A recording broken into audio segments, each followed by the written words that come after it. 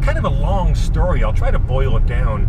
And that is, growing up, there were always guns around my house.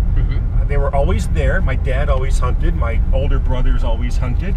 And it was very natural when I got old enough to go hunting myself. And so having firearms around was just something we always did. And then growing up, when I was about 10 years old, we moved down to East Haddam, Connecticut. We had a 20-acre farm surrounded by woods, hundreds of acres of woods. And so it became very natural for us to deer hunt. And perhaps shoot varmints getting into the barn and eating the grain and things like that. So firearms have always been a tool for accomplishing things that we needed to get done. Putting meat on the table, maybe some personal protection at home or home protection, and then varmint control on the farm. Nice. And we never thought of it as anything more than a tool, like you would a hammer or a shovel or a backhoe or something like that. Gotcha.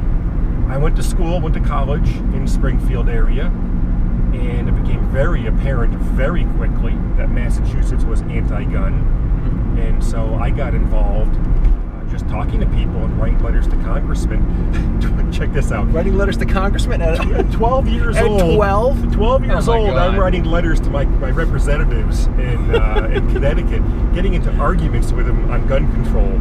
At 12? At 12, yes.